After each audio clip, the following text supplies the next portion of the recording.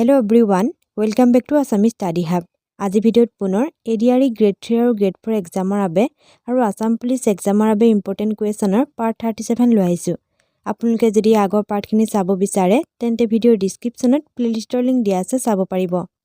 আজিৰ প্ৰথম প্ৰশ্ন হৈছে where is the maximum production of saffron? কেশৰৰ সৰ্বাধিক উৎপাদন ক'ত হয়? শুদ্ধ উত্তৰ হ'ব অপচন সি জম্মু কাশ্মীৰ। কেশৰৰ সৰ্বাধিক উৎপাদন জম্মু কাশ্মীৰত হয়। Next question, who won the title of Miss World 2024? Miss World 2024 খিতাপ কোনে জিকিছে? শুদ্ধ উত্তৰ হ'ব option D Krystyna Pyszkova. Miss World 2024 খিতাপ ক্ৰিষ্টিনা পিস্কোভাই জিকিছে। Next question, which Ahom king constructed the present structure of Manikarneswar দেৱালয়? কোনজন আহোম ৰজাই মণিকৰ্ণেশ্বৰ দেৱালয় নতুনকৈ নিৰ্মাণ কৰিছিল? শুদ্ধ উত্তৰ হ'ব অপচন সি ৰাজেশ্বৰ সিংহ। আহোম ৰজা ৰাজেশ্বৰ সিংহই মণিকৰ্ণেশ্বৰ দেৱালয় নতুনকৈ নিৰ্মাণ কৰিছিল। Next question, which of the following is the lightest metal? নিম্নলিখিত কোনবিধ ধাতু আটাইতকৈ পাতল? শুদ্ধ উত্তৰ হ'ব অপচন সি লিথিয়াম। লিথিয়াম ধাতু আটাইতকৈ পাতল ধাতু। Next question, the railway line was established during the reign of which Governor General of India? ভাৰতৰ কোনজন গভৰ্ণৰ জেনেৰেলৰ শাসনকালত ৰেলপথ স্থাপন কৰা হৈছিল? শুদ্ধ উত্তৰ হ'ব অপচন সি লৰ্ড ডালহাউচিৰ শাসনকালত। ভাৰতৰ প্ৰথম ৰেলপথ মুম্বাইৰ পৰা থানেলৈ 1853 চনত মুকলি কৰা হৈছিল। Next question, who was the author of বুদ্ধচৰিত? বুদ্ধচৰিতৰ লেখক কোন আছিল? শুদ্ধ উত্তৰ হ'ব অপচন বি অশোক ঘোষ। বুদ্ধচৰিতৰ লেখক অশোক ঘোষ আছিল।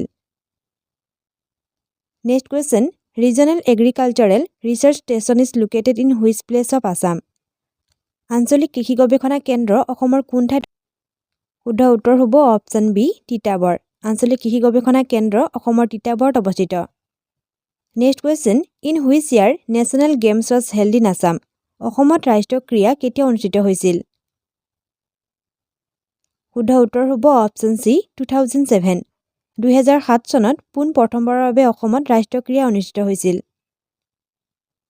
Next question, whose tomb is Shantivan? Shantivan কাৰ সমাধিস্থল?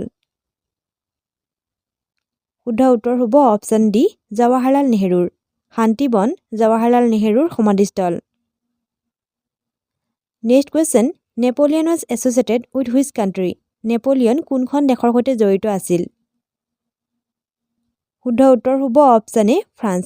নেপোলিয়ন ফ্ৰান্স দেশৰ সৈতে জড়িত আছিল। Next question, libero is related to which game? লিবেৰো কোনবিধ খেলৰ সৈতে সম্পৰ্কিত? শুদ্ধ উত্তৰ হ'ব অপচন ডি ভলিবল।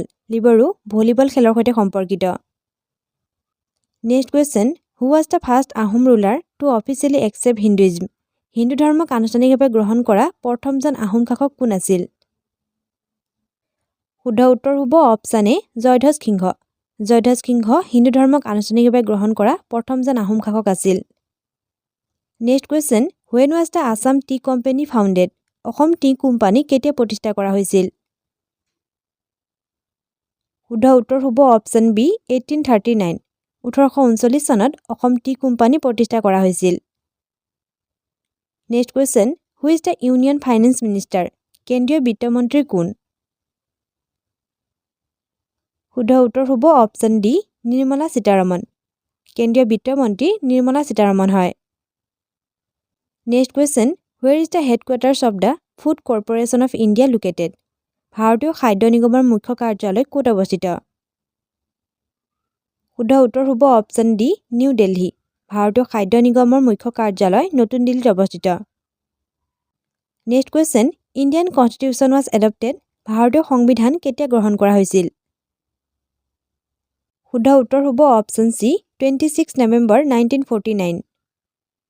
1949 চনৰ 26 নৱেম্বৰত ভাৰতৰ সংবিধান সভাই ভাৰতৰ সংবিধান গ্ৰহণ কৰে, যি 1950 চনৰ 26 জানুৱাৰীৰ পৰা কাৰ্যকৰী কৰা হয়।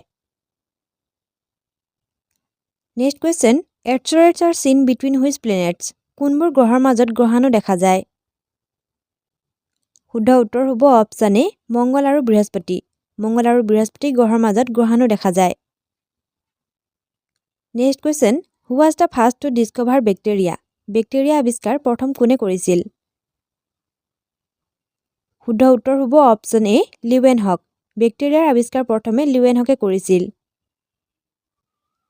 Next question, the revolt of 1857 first broke out in which city? 1857 চনৰ বিদ্ৰোহ প্ৰথমে কোনখন চহৰত আৰম্ভ হৈছিল? শুদ্ধ উত্তৰ হ'ব অপশ্যন চি, মিৰাট চহৰত। Last question, which one of the Indus valley sites is in Pakistan? Sindhu উপত্যকাৰ কোনটো স্থান পাকিস্তানত আছে? শুদ্ধ উত্তৰ হ'ব অপশ্যন ডি, হৰপ্পা। সিন্ধু উপত্যকাৰ হৰপ্পা স্থান পাকিস্তানত আছে। ইয়াৰ আগৰ পাৰ্টত আপোনালোকক সোধা প্ৰশ্ন আছিল, which is the harvest festival of Kerala? কেৰালাৰ শস্য চপোৱা উৎসৱ কোনটো? অপশ্যন কেইটাৰ ভিতৰত শুদ্ধ উত্তৰ হ'ব অপশ্যন ডি, ওনাম। কেৰালাৰ শস্য চপোৱা উৎসৱ ওনাম হয়। আজিৰ প্ৰশ্ন, where is the headquarter of UNO' located? ইউএনঅ'ৰ মুখ্য কাৰ্যালয় ক'ত অৱস্থিত?